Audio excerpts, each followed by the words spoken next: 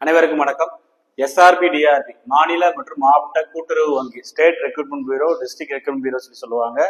அதாவது மாவட்டத்தில் இருக்கக்கூடிய மாவட்ட மத்திய கூட்டுறவு வங்கி, அப்புறம் தமிழ்நாடு மாநில அரசு கூட்டுறவு வங்கி, அதாவது Tamil Nadu state cooperative bank, TNSC சொல்லி சொல்லுவாங்க.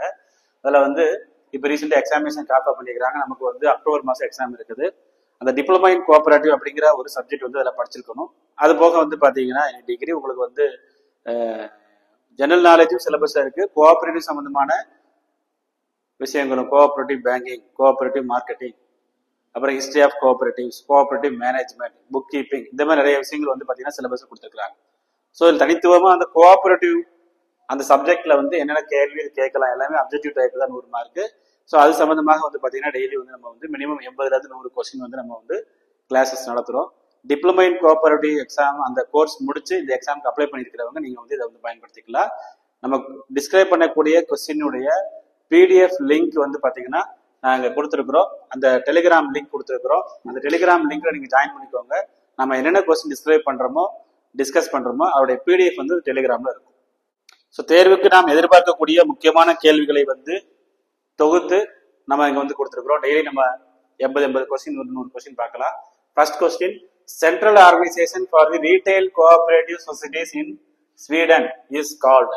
ஸ்வீடனில் சில்லறை கூட்டுறவு விற்பனை சங்கங்களின் மத்திய நிறுவனமாக செயல்படுவதை இவ்வாறு அழைக்கலாம். எப்படி அழைக்கலாம் அப்படின்னா கோஆபரேட்டிவ் ஃபோர்ட்பண்ட். அதாவது பாத்தீங்க அப்படின்னா central organisation for the retail cooperative societies, ஸ்வீடனில் சில்லறை கூட்டுறவு சங்கங்களின் மத்திய விற்பனை நிறுவனமாக செயல்படுவது எவ்வாறு அழைக்கப்படுகிறது? கூட்டுறவு ஃபார்பண்டன் என்று அழைக்கப்படுகிறது. கோஆபரேட்டிவ் ஃபார்பண்டன். இரண்டாவது கேள்வி, இன்டர்நேஷனல் கோஆபரேட்டிவ் அலையன்ஸ் ICA எந்த வருஷம் ஆரம்பிச்சாங்க? 1895. இன்டர்நேஷனல் கோஆபரேட்டிவ் அலையன்ஸ் ICA தொடங்கப்பட்டது 1895. Grand union of rural cooperative societies is also known as Raiffeisen union was set up in the year. அதாவது கிராம கூட்டுறவு சங்கங்களின் இணைப்பு சங்கம் நாரடைவில் ரைஃபிசன் சங்கம் என அழைக்கப்பட்டது. எப்போது உருவாக்கப்பட்டதுன்னா 1877, 1877. சோ இந்த நம்ம சொல்லக்கூடிய இந்த அப்ஜெக்டிவ் டைப் கொஸ்டின் எல்லாமே ரொம்ப முக்கியமாக தேர்வுக்கு பார்த்தீங்கன்னா எதிர்பார்க்கக்கூடியது. ஒவ்வொரு சப்ஜெக்ட் இருந்து நம்ம இந்த அப்ஜெக்டிவ் டைப் கொஸ்டின் எடுத்து தான் நம்ம கொடுத்துருக்கிறோம். Which one of the following is incorrect with respect to Schulze Delitzsch societies. அதாவது பின் வருவனவற்றில் சூல்ஸ் டெலிஸ் சங்கங்களை பொறுத்த மட்டும் எது சரியெல்லாம் சொல்லி பார்த்தீங்கன்னா ஸ்மால் ஏரியா ஆஃப் ஆபரேஷன், விவகார எல்லை குறுகியது அப்படிங்கிறது பார்த்தீங்கன்னா சரியான ஒரு ஆப்ஷன் கிடையாது. அதாவது ஆர்டிசன்ஸ், வணிகர்கள், இண்டஸ்ட்ரியல் ஒர்க்கர்ஸ், சிறு தொழிலதிபர்களே உறுப்பினராக இருந்தார் அப்படிங்கிறது correct. Profit earning was the chief motive, லாபம் ஈட்டுவதே முக்கிய நோக்கம் அப்படிங்கிறது கரெக்ட். மேனேஜ்மெண்ட் வாஸ் பெய்டு, நிர்வாக பணிகளுக்கு ஊதியம் வழங்கப்பட்டது என்பதும் கரெக்ட். எது தப்பு? ஸ்மால் ஏரியா ஆஃப் ஆபரேஷன், விவகார குறுகியது அப்படிங்கிறதா பாத்தீங்கன்னா இது தவறான ஒரு answer. Lur brand in Denmark cooperative means, lur brand என டென்மார்க் கூட்டுறவுகளில் குறிப்பிடுவது எதை குறிப்பிடுறோம் சொல்லி கேட்டீங்கன்னா a trademark of good quality dairy products, தரமான பால் பொருட்களுக்கான வியாபார குறியீடு. a trademark of good quality dairy products, தரமான பால் பொருட்களுக்கான வியாபார குறியீடு தான் லூர் பிராண்ட் என்று அழைக்கப்படுகிறது.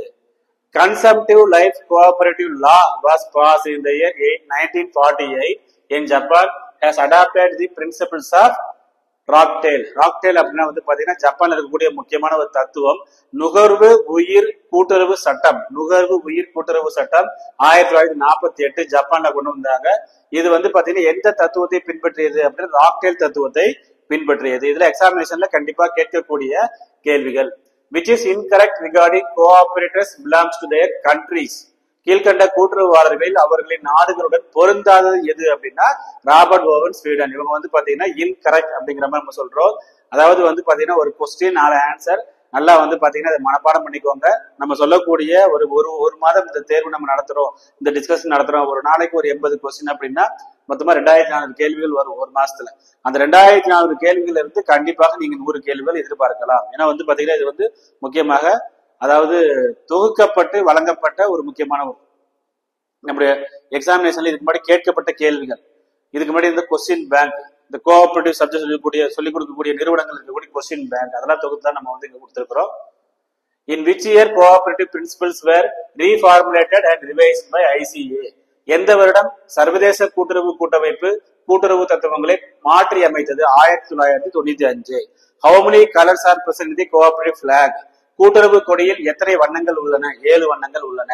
Cooperative societies which are engaged in more than one activities known as, ஒன்றுக்கு மேற்பட்ட செயல்பாடுகளை கொண்டுள்ள கூட்டுறவு சங்கங்கள் எவ்வாறு அழைக்கலாம் அப்படின்னா பல்நோக்கு சங்கம், மல்டி பர்பஸ் சொசைட்டி என்று நாம் அழைக்கலாம்.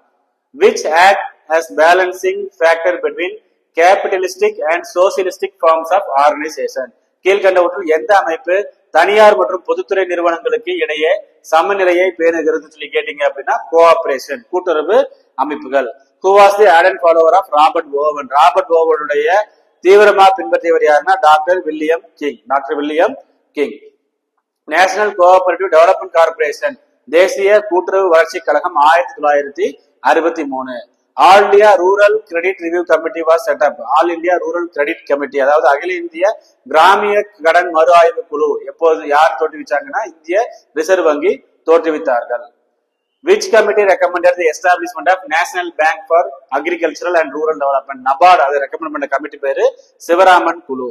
Recommendations of Vaidyanathan committee emphasis mainly for, Vaidyanathan குழு பரிந்துரைகள் எதற்கு முக்கியத்துவம் அளிக்கிறது என்றால் கிராம கூட்டுறவு வங்கிகளை புத்துயிர் ஊட்டுவதற்கு முக்கியத்துவம் அளிக்கிறது. கிராம கூட்டுறவு வங்கிகளை புத்துயிர் ஊட்டுவதற்கு வைத்தியநாதன் குழு முக்கியத்துவம் அளிக்கிறது. ஃபெடரிக் நிக்கல்சன் தனது அறிக்கையில் கூட்டுறவு சங்கங்கள் இந்தியாவில் தொடங்கலாம் என பரிந்துரைத்தார். அதாவது Sir Frederick Nicholson report recommended starting of cooperative societies in India as like that. யார் மாதிரி நம்ம அதை வந்து செய்யலாம் அப்படின்னா ரெஃபேசன் மற்றும் சூல் சங்கங்கள் மாதிரி இந்தியாவில் வந்து கோஆபரேட்டிவ் யூனியன் நீங்க ஆரம்பிக்கலாம் based on the model of Raiffeisen and Schulze societies. When did Sir Maclagan committee எப்ப சப்மிட் பண்ணாங்க ரிப்போர்ட்? 1915 சப்மிட் பண்ணாங்க. Recommendation of credit card with respect to PACC, yes, or reorganize PACCS, primary agriculture cooperative society சொல்லுவாங்க, into multi purpose society. அதாவது கிராஃபிகேட் குழு தொடக்க வேளாண்மை கூட்டுறவு சங்கங்கள் குறித்து எவ்வாறு பரிந்துரை செய்தது என்றால் தொடக்க வேளாண்மை கூட்டுறவு கடன் சங்கங்களை பல்நோக்கு சங்கங்களாக மாற்றியமைக்க வேண்டும். பிரைமரி அக்ரிகல்ச்சர் கோஆபரேட்டிவ் சொசைட்டிஸ் வந்து மல்டி பர்பஸ் சொசைட்டியா மாற்றியமைக்கணும் என்று சொன்ன குழு கிராஃபிகேட் குழு. National bank for agriculture rural development NABARD 1982 Sivaraman committee. எந்த வருடம் கோஆபரேஷன் வந்து instrument of planned economic action in democracy, எந்த 5 ஆண்டு திட்டத்தில் கூட்டுறவின் முக்கியத்துவம் ஜனநாயகத்தில் திட்டமிட்ட பொருளாதார நடவடிக்கைகளை அறையும் கருவி என குறிப்பிடப்பட்டுள்ளது? அடிக்கடி எக்ஸாமினேஷன்ல கேட்பாங்க. முதலாவது 5 ஆண்டு திட்டம். Structure of cooperative consumer cooperative Tamil Nadu 3 tier system, அதாவது 3 அடுக்கு. தமிழகத்தில் நுகர்வோர் கூட்டுறவு அமைப்பு முறை 3 அடுக்கு கொண்டது. Which one of the following is not, அதாவது கீழ்கண்டவற்றில் எது நுகர்வோர் கூட்டுறவின் நோக்கம் அல்லன்னு சொல்லி கேட்டீங்கன்னா விவசாயிகளுக்கு கடன் வழங்குவது நுகர்வோர் கூட்டுறவின் நோக்கம் அல்ல. To provide loan to farmers வந்து பாத்தீங்கன்னா நுகர்வோர் கூட்டுறவுக்குண்டான ஒரு முக்கியமான ஒரு இது வந்து கிடையாது. National cooperative consumer federation NCCF 1965 தேசிய கூட்டுறவு நுகர்வோர் இணையம் தோற்றுவிக்கப்பட்ட ஆண்டு 1965. ஃபர்ஸ்ட் கன்சூமர் கோஆபரேட்டிவ் சொசைட்டி, இந்தியாவின் முதல் நுகர்வோர் கூட்டுறவு சங்கம் திருவல்லிக்கேணி நகர நுகர்வோர் சங்கம். ட்ரிபிள்கேன் அர்பன் கன்சூமர் சொசைட்டி தான் வந்து பாத்தீங்கன்னா இந்தியால ஃபர்ஸ்ட் கோஆபரேட்டிவ் சொசைட்டி சொல்லி சொல்றாங்க. Tamil Nadu consumer cooperative federation, Tamil Nadu நுகர்வோர் கூட்டுறவு இணையம் 1966 தோற்றுவிக்கப்பட்டது. இந்தியாவில் எத்தனை மாவட்ட நுகர்வோர் கூட்டுறவு மொத்த விற்பனை பண்டக சாலைகள் செயல்பட்டு வருகின்றன? 718, 718. How many district consumer cooperative wholesale stores வந்து பாத்தீங்கன்னா 718. Who recommended women consumer cooperative store, மகளிர் நுகர்வோர் கூட்டுறவு பண்டக சாலை அமைப்பதை அதை பரிந்துரைத்தவர் வந்து டாக்டர் நடேசன். அதாவது Natesan institute of cooperative management சொல்லிட்டு சென்னை அண்ணா நகர்ல இருக்குது. Machine used in PDS public distribution சிஸ்டத்துல பொது விநியோக திட்ட கடைகள்ல பயன்படுத்தப்படும் எந்திரம் விற்பனை முனையம் பிரிண்ட் ஆஃப் சேல் அப்படின்னு சொல்லுவாங்க. இந்தியாவில் முதல் கூட்டுறவு விற்பனை சங்கம் ஹூப்ளில ஆரம்பிச்சாங்க. ஃபர்ஸ்ட் மார்க்கெட்டிங் கோஆபரேட்டிவ் வந்து பாத்தீங்க அப்படின்னா இந்தியால ஹூப்ளி.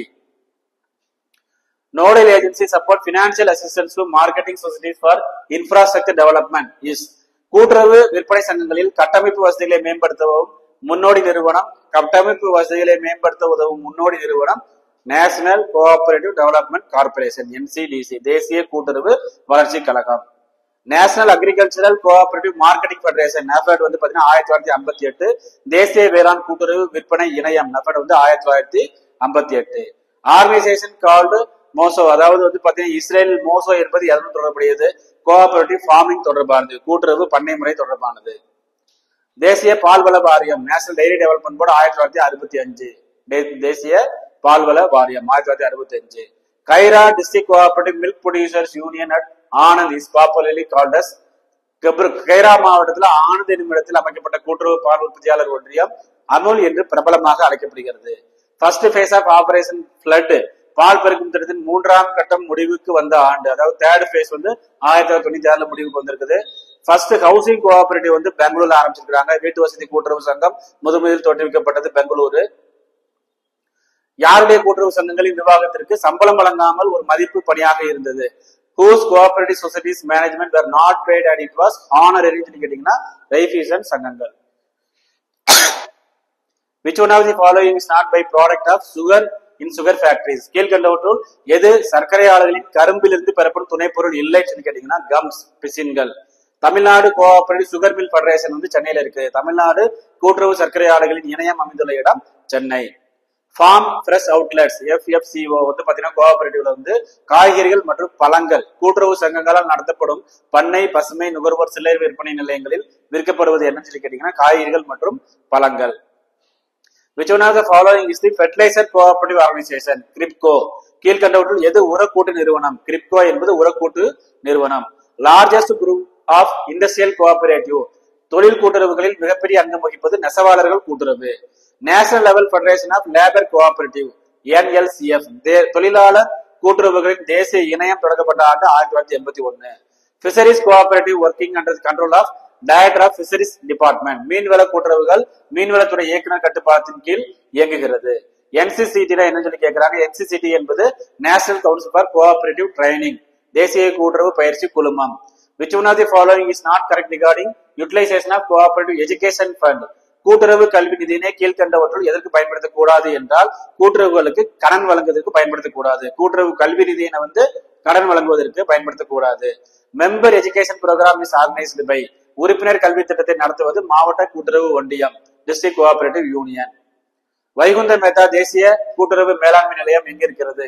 புனேல இருக்குது. Vaikunth Mehta national institute of cooperative management Pune. 97வது அரசியலமைப்பு சட்ட திட்டம் 2011 படி இந்திய குடிமக்கள் கூட்டுறவு சங்கங்களை உருவாக்குவது அவர்களின் அடிப்படை உரிமை. 97th கான்ஸ்டிடியூஷன் அமெண்ட்மெண்ட் ஆக்ட் பாத்தீங்கன்னா 2011 farming cooperative societies by the citizen of India became a fundamental rights.